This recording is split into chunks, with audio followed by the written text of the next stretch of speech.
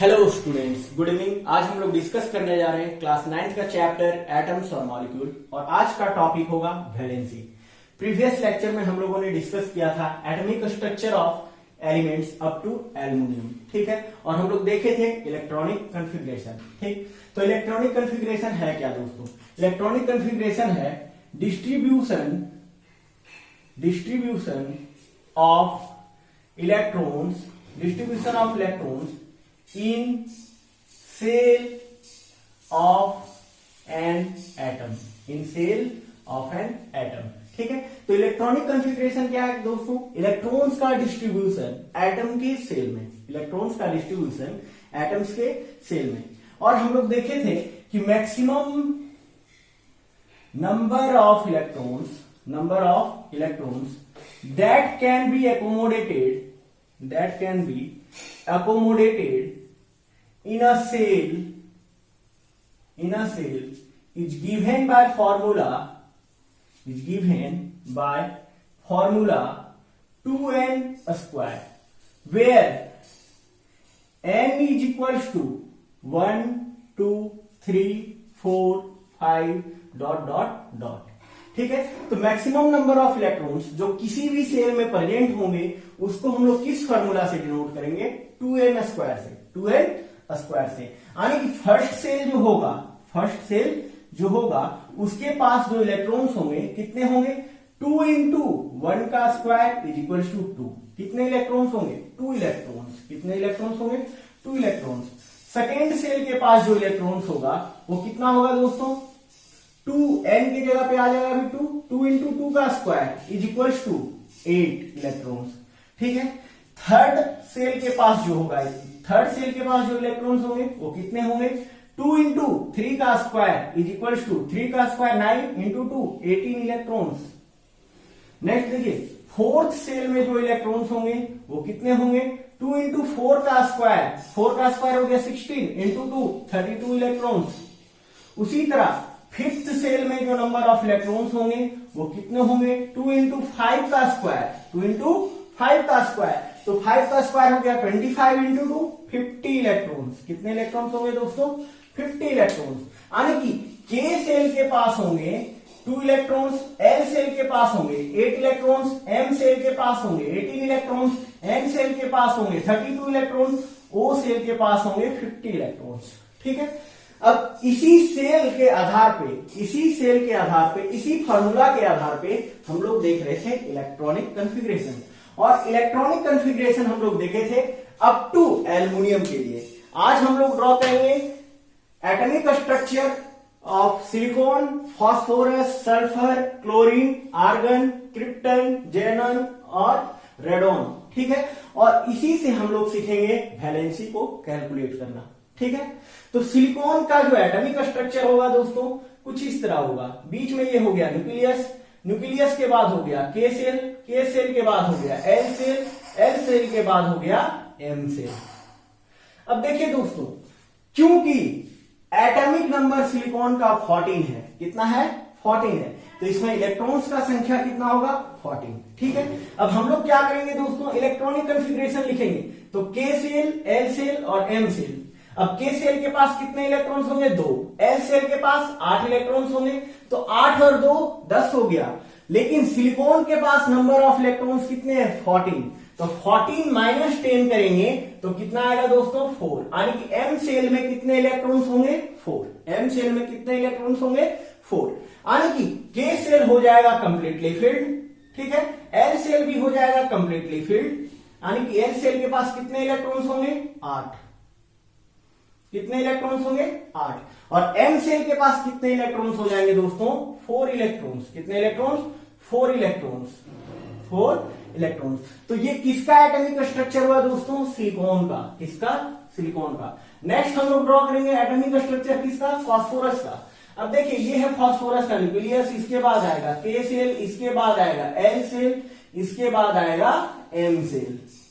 अब देखिए, फास्फोरस का यदि इलेक्ट्रॉनिक कॉन्फ़िगरेशन देखें तो क्या होगा दोस्तों? 2 के सेल में 2 इलेक्ट्रॉन्स, एल सेल में 8 इलेक्ट्रॉन्स और एम सेल में कितने हो जाएंगे? एम सेल में हो जाएंगे 5 इलेक्ट्रॉन्स। कितने इलेक्ट्रॉन्स? 5 इलेक्ट्रॉन। अब देखिए के सेल हो जाएगा कंप्लीटली फिल्ड, तो के सेल में 2 इलेक्ट्रॉन्स हो जाएंगे। एल सेल में कितने इलेक्ट्रॉन्स होंगे? 8। कितने इलेक्ट्रॉन्स होंगे? 8। तो 8 इलेक्ट्रॉन्स को हम लोग क्या करेंगे? एल सेल में डिनोट कर देंगे। नेक्स्ट देखिए, अब एम सेल में कितने इलेक्ट्रॉन्स चले जाएंगे दोस्तों? 5 इलेक्ट्रॉन्स। कितने इलेक्ट्रॉन्स? 5। तो 5 इलेक्ट्रॉन्स को एम सेल में डिनोट कर देंगे हम लोग, 3 और 2 5। ठीक है, तो ये क्या हुआ दोस्तों? एटॉमिक स्ट्रक्चर हुआ फास्फोरस का। फास्फोरस के बाद आता है सल्फर का। तो सल्फर का यदि इलेक्ट्रॉनिक कॉन्फ़िगरेशन लिखे तो KLM, के सेल में कितने इलेक्ट्रॉन्स हो जाएंगे? 2। एल सेल में कितने होंगे? 8। एम सेल में अब देखिए, यदि हम लोग देखें सल्फर में, तो सल्फर का एटॉमिक नंबर कितना है? 16। तो इसमें नंबर ऑफ इलेक्ट्रॉन्स कितने होंगे? 16। अब देखिए, के सेल में 2 इलेक्ट्रॉन चला गया, एल सेल में 8 इलेक्ट्रॉन चला गया। ठीक है, अब 16 में 10 इलेक्ट्रॉन घटा दें तो कितना इलेक्ट्रॉन्स बचा दोस्तों? 6। और ये 6 इलेक्ट्रॉन्स कितने चले जाएंगे? ये 6 इलेक्ट्रॉन्स चले जाएंगे एम सेल में। किसमें? एम सेल में। अब हम लोग क्या करेंगे? ये हो गया अपना सल्फर का, ये हो गया सल्फर का न्यूक्लियस। न्यूक्लियस के बाद आया के सेल, उसके बाद आया एल सेल, उसके बाद आया एम सेल। अब देखिए, के सेल में 2 इलेक्ट्रॉन्स है, तो के सेल में हम लोग 2 इलेक्ट्रॉन्स दिखा देंगे। एल सेल में 8 इलेक्ट्रॉन्स है, एल सेल कंप्लीटली फिल्ड है, तो एल सेल में 8 इलेक्ट्रॉन्स दिखा देंगे हम लोग। अब देखिए, एम सेल में कितने इलेक्ट्रॉन्स चले जाएंगे दोस्तों? 6 इलेक्ट्रॉन्स। कितने? 6। तो एम सेल में 6 इलेक्ट्रॉन्स हम लोग डिनोट कर देंगे। ये हो गया दोस्तों एटॉमिक स्ट्रक्चर किसका? ये एटॉमिक स्ट्रक्चर हो गया सल्फर का। सल्फर के बाद हम लोग देखेंगे क्लोरीन का एटॉमिक स्ट्रक्चर। तो क्लोरीन का इलेक्ट्रॉनिक कॉन्फ़िगरेशन लिखेंगे K cell, L cell, M shell. ठीक है, अब के सेल में 2 इलेक्ट्रॉन्स, कितने? 2। तो हम लोग क्लोरीन का एटॉमिक स्ट्रक्चर ड्रॉ कर रहे हैं। क्लोरीन का एटॉमिक स्ट्रक्चर ड्रॉ कर रहे हैं। क्लोरीन का एटॉमिक नंबर कितना? 17। तो इसमें इलेक्ट्रॉन्स कितने प्रेजेंट होंगे? 17। अब देखिए, 2 के सेल को मिला, तभी एल सेल को मिलेगा। एल सेल को कितना मिल जाएगा दोस्तों? 8। तो 8 और 2 10 इलेक्ट्रॉन्स हो गए। कितने इलेक्ट्रॉन्स? 10 इलेक्ट्रॉन्स।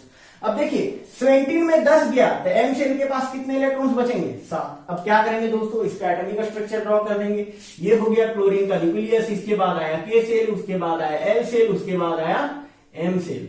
अब देखिए, के सेल तो 2 इलेक्ट्रॉन्स है, एल सेल 8 इलेक्ट्रॉन्स है, लेकिन एम सेल में कितने इलेक्ट्रॉन्स चले जाएंगे दोस्तों? 7 इलेक्ट्रॉन्स। तो हम क्या करते हैं, अब टाइम को बचाने के लिए सिर्फ एम सेल में इलेक्ट्रॉन्स को डिनोट कर रहे हैं। ठीक है, तो एम सेल में इलेक्ट्रॉन्स को डिनोट करेंगे। कितने इलेक्ट्रॉन्स डिनोट करना है? 7। तो देखिए, 1 2 3 4 5 6 और ये हो गया 7। तो क्लोरीन का जो एम सेल में इलेक्ट्रॉन्स होगा दोस्तों, वो कितना होगा? 7। नेक्स्ट देखिए, इसके बाद हम लोग ड्रॉ करेंगे आर्गन का। तो आर्गन का हम लोग K cell, L cell, M shell. K shell में 2 इलेक्ट्रॉन, एल सेल में 8 इलेक्ट्रॉन। अब देखिए, 8 2 10 हो गया, 8 2 10 हो गया, लेकिन आर्गन का एटॉमिक नंबर कितना है? 18। आर्गन का एटॉमिक नंबर कितना है? 18। तो 18 में 10 घटा दे यदि, तो कितना इलेक्ट्रॉन्स बचेगा? 8 इलेक्ट्रॉन्स। कितने इलेक्ट्रॉन्स बचेंगे? 8। तो 8 इलेक्ट्रॉन्स चले जाएंगे एम सेल में। किसमें? एम सेल में। ठीक है, अब हम लोग देखते हैं एम सेल में इसको हम लोग ड्रॉ कर रहे हैं। अब क्या करेंगे? इसका एटॉमिक स्ट्रक्चर ड्रॉ करेंगे। ये हो गया न्यूक्लियस, ये हो गया के सेल, ये हो गया एल सेल, ये हो गया एम सेल। यानी कि एम सेल के पास जो इलेक्ट्रॉन्स का संख्या होगा कितना होगा? 8। तो इस 8 इलेक्ट्रॉन्स को हम लोग क्या करेंगे? एम सेल में डिनोट कर देंगे। 1 2 3 4 5 6 7 8। ये के सेल हो गया, ये एल सेल, ये एम सेल। ठीक है, नेक्स्ट देखिए, अब ये था दोस्तों आर्गन का एटॉमिक स्ट्रक्चर। आर्गन का एटॉमिक स्ट्रक्चर। अब आप लोग इसको नोट कीजिए। उसके बाद हम लोग देखेंगे कुछ और एटॉमिक स्ट्रक्चर, जैसे क्रिप्टॉन, जेनॉन और रेडॉन का।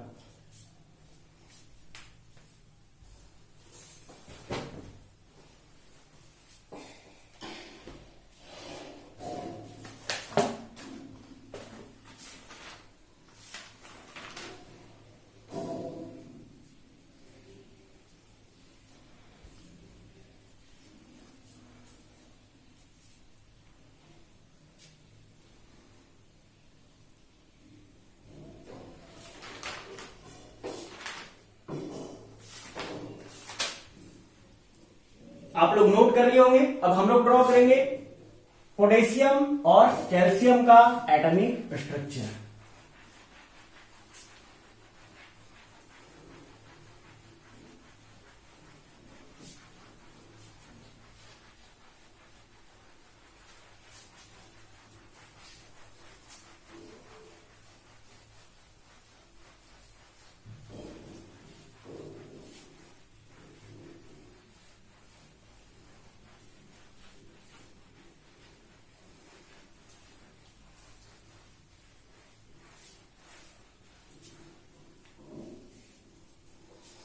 अब देखिए हम लोग ड्रॉ करेंगे पोटेशियम और कैल्शियम का एटॉमिक स्ट्रक्चर। ठीक है, पोटेशियम का एटॉमिक नंबर कितना होगा दोस्तों 19 और कैल्शियम का हो जाएगा 20। अब देखिए हम लोग सबसे पहले पोटेशियम के इलेक्ट्रॉनिक कॉन्फ़िगरेशन को देखेंगे। तो देखिए K cell, L cell, M shell, अब आ जाएंगे एन सेल। अब देखिए के सेल कंप्लीटली फिल्ड हो जाएगा 2 इलेक्ट्रॉन्स, एल सेल भी कंप्लीटली फिल्ड हो जाएगा 8 इलेक्ट्रॉन्स। कितने इलेक्ट्रॉन्स 8 इलेक्ट्रॉन्स। कितने इलेक्ट्रॉन्स 8 इलेक्ट्रॉन्स। अब देखिए एम सेल, एम सेल के पास जो इलेक्ट्रॉन्स होंगे दोस्तों वो कितने होंगे, एम सेल के पास इलेक्ट्रॉन्स होंगे 8। ठीक है, 8 2 10 8 18, 8 2 10 8 18। इसके बाद जो इलेक्ट्रॉन्स जाएंगे वो किस में जाएंगे दोस्तों एन सेल में। किसमें एन सेल में। ठीक है, तो एन सेल में जो इलेक्ट्रॉन्स जाएंगे वो कितने होंगे, तो देखिए एन सेल के इलेक्ट्रॉन्स आ जाएंगे 1। कितना 1। तो 8 2 10 8 18 1 19। ठीक है, अब हम लोग क्या करेंगे दोस्तों, ये हो गया न्यूक्लियस किसका पोटेशियम का, ये हो गया के सेल, ये हो गया एल सेल, ये हो गया एम सेल। इसके बाद का जो इलेक्ट्रॉन्स है ये किसमें जाएगा दोस्तों एन सेल में। ठीक है, अब देखिए के सेल कंप्लीटली फील्ड है तो 2 इलेक्ट्रॉन्स, एल सेल भी कंप्लीटली फील्ड है तो 8 इलेक्ट्रॉन्स इसमें हम लोग ड्रॉ कर दे रहे हैं। 8 इलेक्ट्रॉन्स इसमें हम लोग ड्रॉ कर दिए, 1 2 3 4 5 6 7 8। अब देखिए एम सेल भी कंप्लीटली फील्ड है, एम सेल के पास भी कितने इलेक्ट्रॉन्स होंगे 8।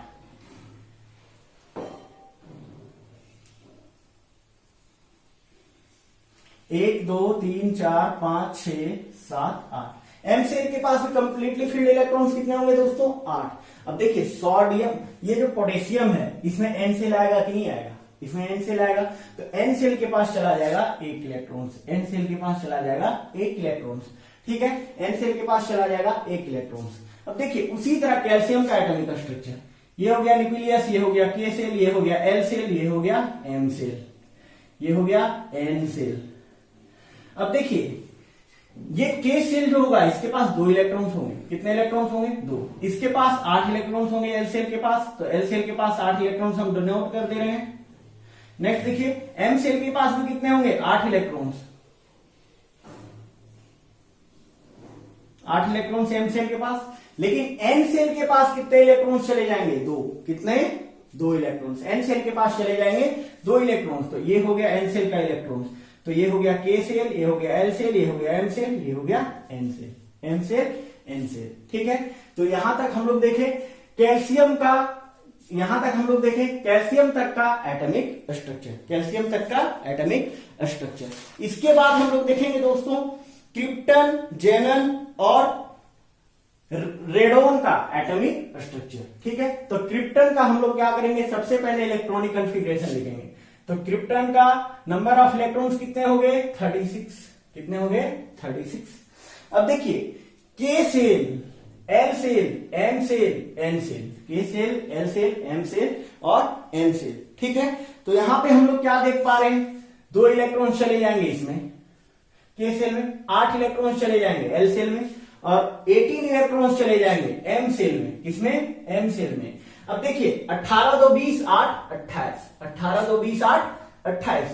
अब देखिए एन सेल में जो इलेक्ट्रॉन्स आएंगे वो कितने आएंगे 8 इलेक्ट्रॉन्स। कितने आएंगे 8 इलेक्ट्रॉन्स। अब देखिए यहां से कॉन्सेप्ट वैरी होने चला, क्या हो रहा है दोस्तों, यहां से कॉन्सेप्ट वैरी हो रहा है। क्यों यहां पे कॉन्सेप्ट वैरी हो रहा है, क्योंकि इस जगह से हम लोग क्या देखेंगे कि सब सेल का कॉन्सेप्ट शुरू हो जाएगा। किसका, सब सेल का। लेकिन क्योंकि स्टडी आसान हो जाए इसीलिए हम लोग इलेक्ट्रॉनिक कॉन्फ़िगरेशन को क्या करेंगे 2 8 18 8 इस हिसाब से कैलकुलेट करेंगे। ठीक है, क्योंकि हम लोग देखे थे maximum number of electrons in shell is given by formula 2n², यानी कि के सेल में 2 इलेक्ट्रॉन्स निकल रहा था, एल सेल में कितने इलेक्ट्रॉन्स 8 इलेक्ट्रॉन्स, एम सेल में 18 इलेक्ट्रॉन्स निकल रहा था और एन सेल में कितने निकल रहे थे, एन सेल में निकल रहे थे 2n² फार्मूला से 2 into 4 का स्क्वायर, तो 32 इलेक्ट्रॉन्स निकल रहे थे। कितने 32 इलेक्ट्रॉन्स। अभी हम लोग तो एटॉमिक स्ट्रक्चर ड्रॉ कर रहे हैं, इसी कॉन्सेप्ट को हम लोग यहां पे अप्लाई करेंगे। ठीक है, अब हम लोग क्या करेंगे दोस्तों, क्रिप्टन के लिए ये हो गया न्यूक्लियस, ये हो गया के सेल, ये हो गया एल सेल, ये हो गया एम सेल, ये हो गया एन सेल, एन सेल। अब देखिए के सेल के पास तो 2 इलेक्ट्रॉन्स रहेंगे ही, तो ये हो गया 2 इलेक्ट्रॉन्स। एल सेल के पास कितने इलेक्ट्रॉन्स रहेंगे 8, 3 2 5 2 7 1 8। नेक्स्ट देखिए एम सेल में अभी हो जाएंगे कितने इलेक्ट्रॉन्स, 18 इलेक्ट्रॉन्स। कितने, 18। इसको याद रखना, एम सेल में कितने इलेक्ट्रॉन्स होंगे, 18। तो 18 इलेक्ट्रॉन्स को हम लोग डिनोट कर रहे हैं एम सेल में, ठीक है। अब देखिए 1 इलेक्ट्रॉन, 2 इलेक्ट्रॉन, 3 4 5 6 7 8 9 10 11 12 13 14 15 16 17 18। 18 इलेक्ट्रॉन्स हो गए एम सेल में। किसमें, एम सेल में। अब देखिए दोस्तों एन सेल में 8 इलेक्ट्रॉन्स होंगे। कितने इलेक्ट्रॉन्स, 8 इलेक्ट्रॉन्स। अब इन 8 इलेक्ट्रॉन्स को हम लोग क्या करेंगे, एन सेल में डिनोट कर देंगे। 1 2 3 4 5 6 7 8, ठीक है। तो ये किसका एटॉमिक स्ट्रक्चर हुआ, क्रिप्टन का। किसका, क्रिप्टन का। नेक्स्ट हम लोग देखेंगे एटॉमिक स्ट्रक्चर किसका, जेनोन का। किसका, जेनोन का। अब देखिए जेनोन में नंबर ऑफ इलेक्ट्रॉन्स कितने होंगे, 54। कितने, 54। अब देखिए इसका एक इलेक्ट्रॉनिक कॉन्फ़िगरेशन लिखेंगे, K cell, L cell, M cell, N cell. K shell के पास 2 इलेक्ट्रॉन, एल सेल के पास 8 इलेक्ट्रॉन्स, एम सेल के पास 18 इलेक्ट्रॉन्स, एम सेल के पास 18 इलेक्ट्रॉन्स। अब देखिए एन सेल के पास 32 इलेक्ट्रॉन्स होने चाहिए। कितने, 32 इलेक्ट्रॉन्स। अब हम लोग इसको कैलकुलेट कर रहे हैं, देख रहे हैं 32 8 40 10 50 10 50, ठीक है। 8 58 2 60। यानी कि जेनोन के पास एटॉमिक नंबर्स कितने हैं, जेनोन में जो नंबर ऑफ इलेक्ट्रॉन्स है 54। तो हम लोग क्या करेंगे दोस्तों, एन सेल में 54 कैलकुलेट करेंगे, ठीक है। तो 8 to 10 8 to 10 18 18 10 28। तो 54 माइनस 28, 14 में 8 गया 6, 14 में 8 गया 6, ठीक है। 4 में 2 गया 2। यानी कि एन सेल के पास हो जाएंगे 26 इलेक्ट्रॉन्स। कितने, 26 इलेक्ट्रॉन। तो एन सेल के पास हो जाएंगे 26 इलेक्ट्रॉन। अब हम लोग इसी तरह क्या करेंगे, जेनोन का एटॉमिक स्ट्रक्चर ड्रॉ करेंगे। ये हो गया nucleus, K cell, L cell, M cell, N shell. N cell के पास 26 इलेक्ट्रॉन दर्शा देंगे। कितने इलेक्ट्रॉन, 26 इलेक्ट्रॉन। उसी तरह रेडॉन का हम लोग क्या करेंगे, एटॉमिक स्ट्रक्चर ड्रॉ करेंगे। तो रेडॉन में नंबर ऑफ इलेक्ट्रॉन्स कितने हो जाएंगे, 86। कितने हो जाएंगे, 86। अब याद रखना है K cell, L cell, M cell, N shell, इसके बाद तो ओ सेल आएगा, ठीक है। अब के सेल के पास 2 इलेक्ट्रॉन, एल सेल के पास 8 इलेक्ट्रॉन, एम सेल के पास 18 इलेक्ट्रॉन्स, एन सेल के पास 32 इलेक्ट्रॉन्स। अब देखिए ओ सेल में कितने इलेक्ट्रॉन्स होंगे, इसको कैलकुलेट कैसे करेंगे। 86 माइनस कितने electrons, up to N shell electrons को जोड़ देंगे और घटा देंगे। तो 32 8 40 10 50 10 60 50 10 60। यानी कि 86 minus 60, 86 minus 60 is equals to कितने इलेक्ट्रॉन्स आ जाएंगे, इज इक्वल्स टू आ जाएंगे, 1 मिनट फिर से कैलकुलेट करने जा रहे हैं। ओके, के सेल में 2 इलेक्ट्रॉन, एल सेल में 8 इलेक्ट्रॉन, एम सेल में 18 इलेक्ट्रॉन्स, ठीक है। एन सेल में कितने होंगे, 32, ठीक है। एन सेल में होंगे 32। अब ओ सेल में कितने इलेक्ट्रॉन्स होंगे, इसको कैलकुलेट करने के लिए हम लोग क्या करेंगे, 86 माइनस 32 प्लस 8 40 प्लस 10 50, ठीक है। 50 प्लस 8 58 प्लस 2 60, तो माइनस 60 कर देंगे, इसमें आ जाएगा 26 इलेक्ट्रॉन्स। कितने आएंगे, 26 इलेक्ट्रॉन्स। आने की हम लोग क्या देखेंगे दोस्तों, पहले के सेल भरेगा, फिर एल सेल भरेगा, फिर एम सेल भरेगा, फिर एन सेल भरेगा, फिर ओ सेल में आ जाएंगे 26 इलेक्ट्रॉन्स। कितने, 26 इलेक्ट्रॉन्स। कितने इलेक्ट्रॉन्स आएंगे दोस्तों, 26 इलेक्ट्रॉन्स। तो इन 26 इलेक्ट्रॉन्स को हम लोग क्या करेंगे, ओ सेल में ड्रॉ कर देंगे। तो ये हो गया के सेल, ये हो गया एल सेल, ये हो गया एम सेल, ये हो गया एन सेल, ये हो गया ओ सेल। और यही ओ सेल जो होगा, यही ओ सेल जो होगा, इसी में 26 इलेक्ट्रॉन्स को क्या करेंगे, दर्शा देंगे, ठीक है। और यहीं से कॉन्सेप्ट शुरू होता है, इसी जगह का कॉन्सेप्ट है। यानी कि हम लोग जैसे आर्गन से potassium, calcium, krypton, xenon, radon, इस तरह आगे बढ़ते जाएंगे। तो इन सभी चीजों के लिए हम लोग को जो अप्लाई करना है वो अप्लाई होगा सबसेल का कॉन्सेप्ट, सबसेल का कॉन्सेप्ट। ठीक है, लेकिन एटॉमिक स्ट्रक्चर ताकि हम लोग अच्छे से समझ सके इसीलिए इस तरह ड्रॉ करते हैं। तो आप लोग इसको नोट कीजिए।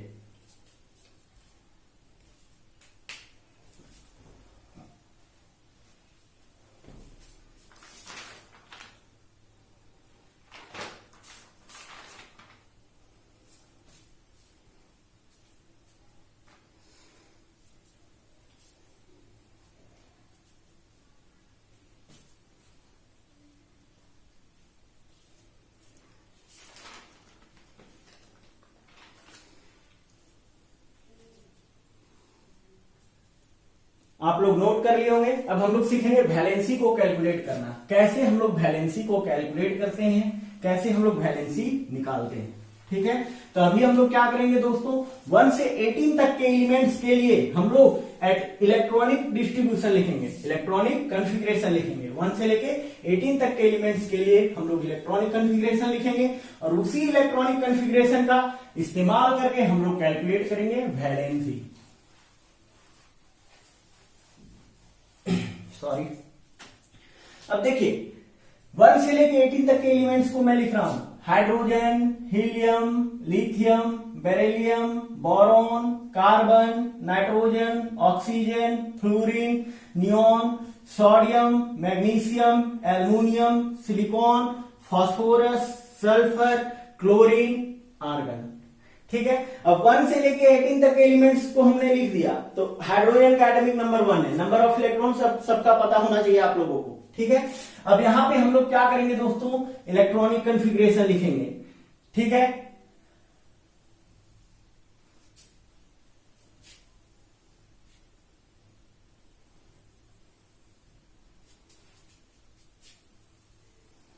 चलिए ये हो गया के सेल, ये हो गया एल सेल, ये हो गया एम सेल। ठीक है, और यहां हम लोग लिखेंगे एन सेल, अधिक प्रेजेंट है तो एन सेल। ठीक है, इसको हम थोड़ा और आगे बढ़ा देते हैं। ठीक, पोटेशियम और कैल्शियम तक, पोटेशियम और कैल्शियम तक। ठीक है, अब एन सेल, और यहां पे हम लोग कैलकुलेट करेंगे इस और वैलेंसी। इस जगह पे हम लोग क्या कैलकुलेट करेंगे दोस्तों, वैलेंसी। अब देखिए हाइड्रोजन के पास इलेक्ट्रॉन्स कितने हैं, 1 इलेक्ट्रॉन्स है, तो के सेल में 1 इलेक्ट्रॉन्स होगा। हीलियम के पास कितने इलेक्ट्रॉन्स हैं, 2 इलेक्ट्रॉन्स, तो के सेल के पास मैक्सिमम 2 इलेक्ट्रॉन्स रह सकता है, तो के सेल का 2 इलेक्ट्रॉन्स हम लोग लिख देंगे। तो हीलियम का इलेक्ट्रॉनिक कॉन्फ़िगरेशन के सेल में एंड कर जा रहा है। लिथियम के पास नंबर ऑफ इलेक्ट्रॉन्स कितने हैं, 3। कितने हैं, 3। अब 3 नंबर ऑफ इलेक्ट्रॉन्स है लिथियम में, तो लिथियम में सबसे पहले के सेल भरेगा, फिर एल सेल। तो के सेल के पास 2 इलेक्ट्रॉन्स चला गया। अब 1 इलेक्ट्रॉन जो होगा वो एल सेल में चला जाएगा। नेक्स्ट देखिए बेरिलियम, नंबर ऑफ इलेक्ट्रॉन्स कितने हुए, 4। नंबर ऑफ इलेक्ट्रॉन्स कितने हुए, 4। के सेल के पास 2 इलेक्ट्रॉन्स भरेंगे, उसके बाद ही 2 इलेक्ट्रॉन सेल सेल को मिलेंगे। उसी तरह बोरॉन का हो गया 5, कार्बन का हो गया नंबर ऑफ इलेक्ट्रॉन्स 6। तो बोरॉन में सबसे पहले के सेल भरेगा तो 2 इलेक्ट्रॉन्स, 3 इलेक्ट्रॉन सेल सेल को मिलेंगे। कार्बन 2 इलेक्ट्रॉन पहले के सेल को देगा, उसके बाद किसको देगा, एल सेल को, तो एल सेल के पास 4 इलेक्ट्रॉन चले गए। नाइट्रोजन का 7, तो 2 इलेक्ट्रॉन दे दिया के सेल को, एल सेल को दे दिया 5 इलेक्ट्रॉन।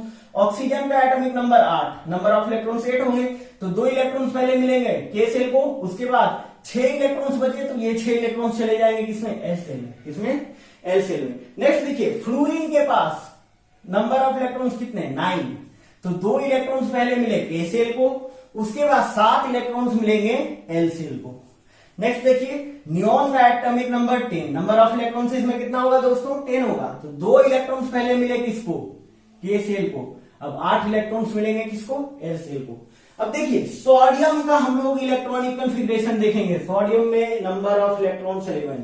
ठीक है, तो 2 इलेक्ट्रॉन्स मिले के सेल को, 8 इलेक्ट्रॉन्स मिलेंगे एल सेल को, तो 8 2 10, बच गए कितने इलेक्ट्रॉन सोडियम के पास, 1 इलेक्ट्रॉन। कितने, 1 इलेक्ट्रॉन। अब ये 1 इलेक्ट्रॉन चला जाएगा एम सेल के पास। किसके पास, एम सेल के पास। मैग्नीशियम का एटॉमिक नंबर 12, तो हम लोग देखेंगे 2 इलेक्ट्रॉन्स मिले के सेल को, 8 इलेक्ट्रॉन्स मिले एल सेल को। अब जो 2 इलेक्ट्रॉन्स बचा वो चला जाएगा एम सेल के पास।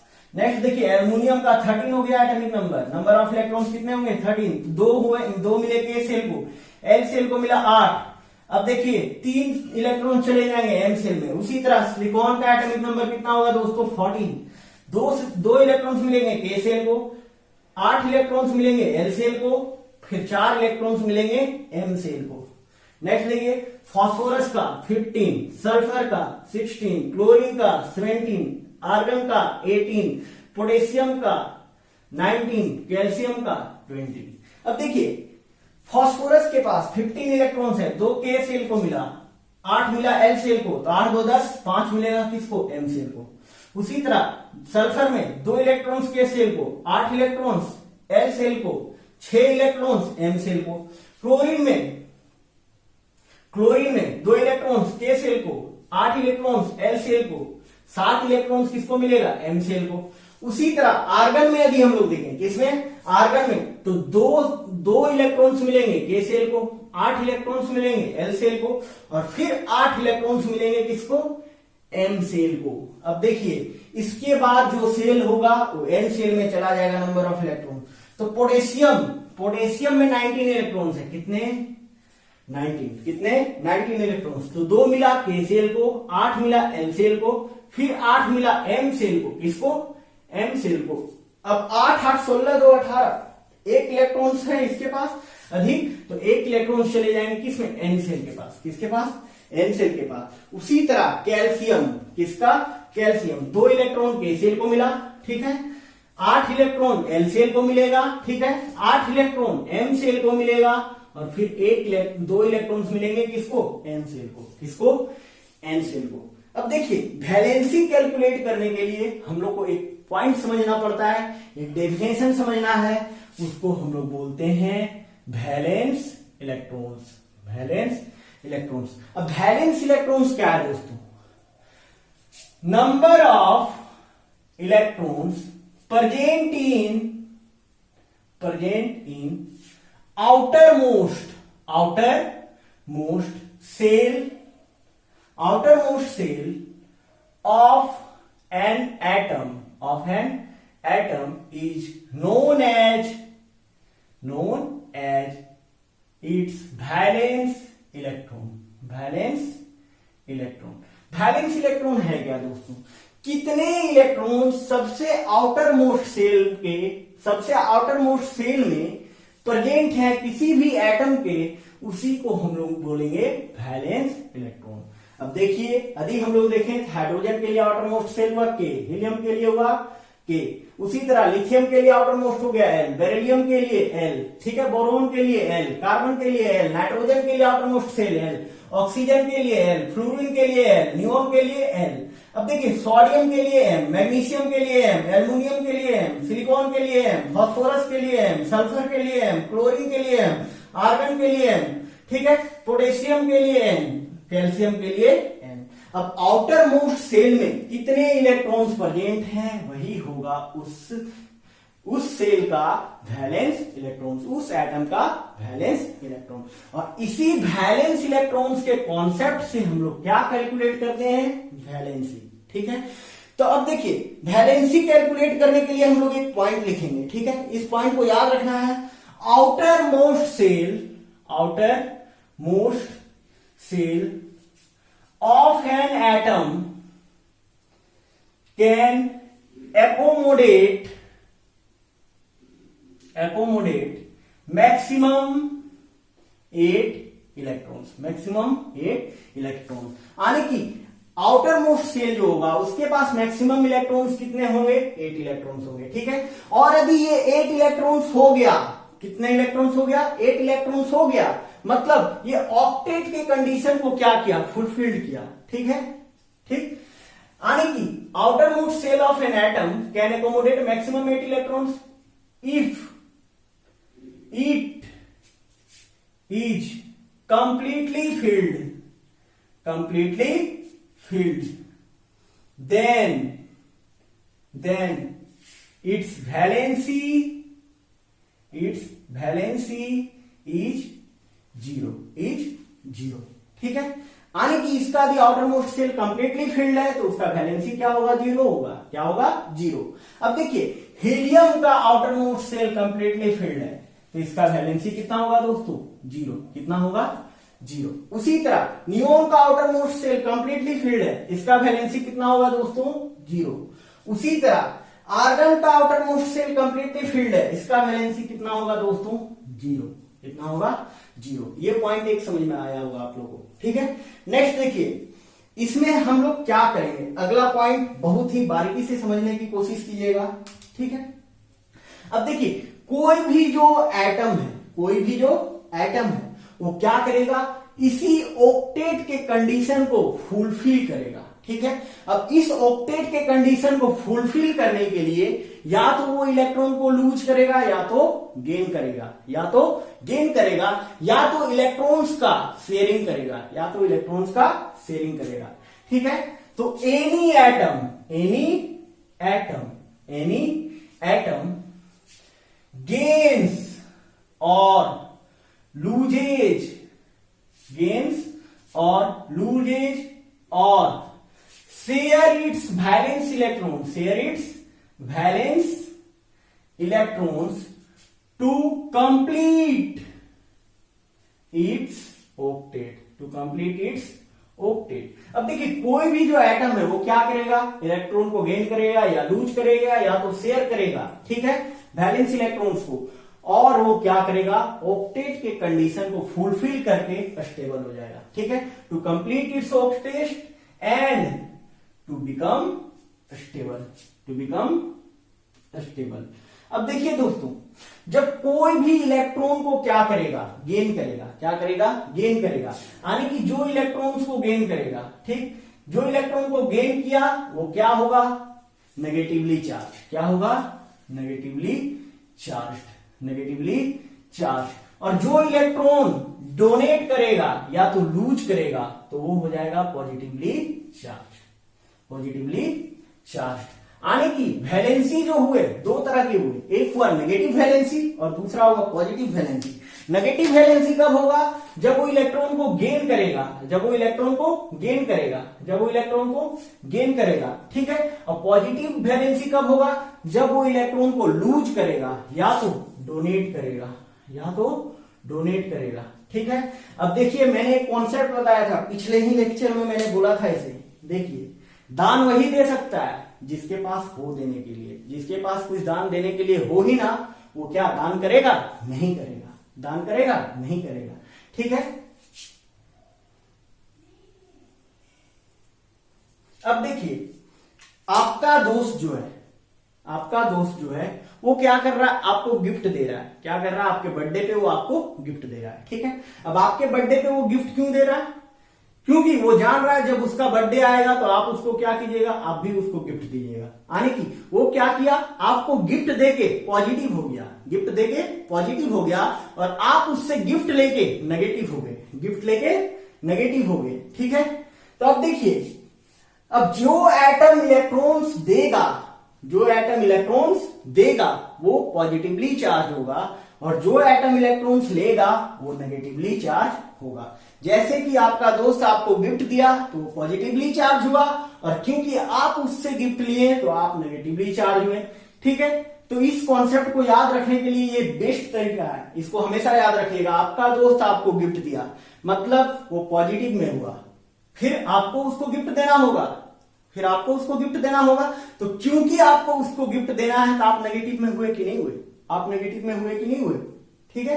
तो ऑलवेज रिमेंबर, जो देने वाला होता है हमेशा पॉजिटिवली चार्ज होता है, और लेने वाला हमेशा नेगेटिवली चार्ज होता है, ठीक है। अब देखिए, इसी ऑक्टेट के कंडीशन को फुलफिल करने के लिए कोई भी इलेक्ट्रॉन्स जो है, कोई भी एटम जो है अपने इलेक्ट्रॉन्स को क्या कर रहा है, डोनेट कर रहा है या लूज कर रहा है या गेन कर रहा है या टेक कर रहा है, ठीक है। अब देखिए, यहां पे हमेशा याद रखना, इस पॉइंट को भूलना नहीं है, देने वाला पॉजिटिव, लेने वाला नेगेटिव। अब देखिए, हाइड्रोजन जो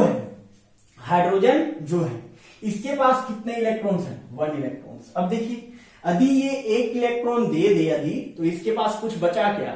अब जब इसके पास कुछ नहीं बचा तो ये क्यों दान देगा, ठीक है। ये क्या करेगा, 1 इलेक्ट्रॉन्स लेगा, इसलिए लेगा ताकि ये हीलियम का इलेक्ट्रॉनिक कॉन्फ़िगरेशन पाले। तो हाइड्रोजन जो है वो क्या कर सकता है दोस्तों, इलेक्ट्रॉन्स दे भी सकता है और ले भी सकता है। तो इसका दो वैलेंसी पॉसिबल होगा, एक होगा +1 वैलेंसी और दूसरा होगा -1 वैलेंसी। यानी कि जब हाइड्रोजन इलेक्ट्रॉन्स दिया तो उसके पास होगा पॉजिटिव चार्ज, अब जब लिया तब उसके पास होगा नेगेटिव चार्ज। हीलियम का वैलेंसी 0। लिथियम, अब देखिए लिथियम के पास एल सेल में, आउटर मोस्ट सेल में कितने इलेक्ट्रॉन्स हैं? 1 इलेक्ट्रॉन्स है। कितने इलेक्ट्रॉन्स हैं? 1 इलेक्ट्रॉन। अब ताकि ये हीलियम का इलेक्ट्रॉनिक कॉन्फ़िगरेशन पा ले, इसके लिए आसान क्या होगा कि ये 1 इलेक्ट्रॉन्स लूज कर दे, 1 इलेक्ट्रॉन्स लूज कर दे। अब देखिए लिथियम जो है 1 इलेक्ट्रॉन यदि लूज कर दे तो हीलियम का इलेक्ट्रॉनिक कॉन्फ़िगरेशन पे आ जाएगा कि नहीं आ जाएगा? तो इसका वैलेंसी हो जाएगा दोस्तों +1। नेक्स्ट देखिए बेरिलियम। बेरिलियम के आउटर मोस्ट सेल में 2 इलेक्ट्रॉन्स हैं, वैलेंस इलेक्ट्रॉन्स कितने हैं? 2। इसके लिए आसान क्या है? 2 इलेक्ट्रॉन्स लूज करना, 2 इलेक्ट्रॉन लूज करना, तो इसका वैलेंसी हो जाएगा 2+। नेक्स्ट देखिए बोरॉन। बोरॉन जो है इसके लिए भी आसान होगा क्या कि 1 इलेक्ट्रॉन से ये क्या करे, बोरॉन जो है ये क्या करेगा? 3 इलेक्ट्रॉन्स लूज कर देगा। इसके लिए आसान यही है, ये 5 इलेक्ट्रॉन्स लेगा तो इसको ज्यादा एनर्जी चाहिए, और 3 इलेक्ट्रॉन्स यदि ये दे देता है तब स्टेबल हो जाता है, तो इसको कम एनर्जी चाहिए कि नहीं, तो ये करेगा क्या? 3 इलेक्ट्रॉन्स दे देगा, तो इसका वैलेंसी हो जाएगा +3। अब नेक्स्ट देखिए कार्बन। कार्बन जो है इसका एक स्पेशल टाइप है, कार्बन जो है इसका एक स्पेशल टाइप है। यानी कि कार्बन ना ही ये 4 इलेक्ट्रॉन्स दे सकता है, ना ही ये 4 इलेक्ट्रॉन्स ले सकता है, तो ये क्या करेगा दोस्तों? इसका कुछ स्पेशल प्रॉपर्टीज है। प्रॉपर्टी 1 है इसका क्या? कैटिनेशन। क्या है? कैटिनेशन। कैटिनेशन का मतलब हुआ self linking property, self linking property, self linking property. Self linking property का मतलब क्या हुआ? या तो क्या करेगा ये अपने ही एटम से ज्वाइंट कर जाएगा, या किसी दूसरे एटम्स से साथ ज्वाइन करके लार्ज नंबर ऑफ कंपाउंड बनाएगा, लार्ज नंबर ऑफ कंपाउंड बनाएगा। तो ऐसे कंपाउंड को हम लोग बोलते हैं हाइड्रोकार्बन्स, हाइड्रोकार्बन्स, हाइड्रोकार्बन्स, जिसके बारे में हम लोग स्टडी करेंगे क्लास 10th में। ये हम लोग को कहां पढ़ना है दोस्तों? क्लास 10th में। तो ये क्लास 10th का सिलेबस होगा, ठीक है। तो कार्बन जो है इसका स्पेशल प्रॉपर्टी है एक कैटिनेशन। तो कार्बन का वैलेंसी कितना होगा दोस्तों? 4। कितना होगा? 4। अब देखिए इसके लिए कुछ भी आसान नहीं है, ना ये इलेक्ट्रॉन्स लूज करेगा, ना ये इलेक्ट्रॉन्स डोनेट करेगा। अब देखिए इसके पीछे का कॉन्सेप्ट ये क्या है दोस्तों? ये कार्बन का इलेक्ट्रॉनिक कॉन्फ़िगरेशन है, कार्बन का इलेक्ट्रॉनिक कॉन्फ़िगरेशन है। ये है कार्बन का न्यूक्लियस और ये है कार्बन के इलेक्ट्रॉन्स, ठीक है। कार्बन का न्यूक्लियस में 6 प्रोटॉन्स होंगे। कितने? 6। कितने प्रोटॉन्स होंगे? 6। अब देखिए इस चीज को समझने वाली बात है, यदि के सेल में चले गए 2 इलेक्ट्रॉन्स, तो एल सेल के पास कितने इलेक्ट्रॉन्स बचे? 4 इलेक्ट्रॉन्स। कितने इलेक्ट्रॉन्स? 4 इलेक्ट्रॉन्स। अब सपोज दैट यदि ये कार्बन 4 इलेक्ट्रॉन्स लूज कर दे, 4 इलेक्ट्रॉन्स लूज कर दे, यदि ये 4 इलेक्ट्रॉन्स लूज कर दिया, 4 इलेक्ट्रॉन्स लूज कर दिया, तो इसके पास कितने इलेक्ट्रॉन्स बचे? 2 इलेक्ट्रॉन्स। अब देखिए इट इज वेरी डिफिकल्ट, ये कार्बन के लिए बहुत ही ज्यादा डिफिकल्ट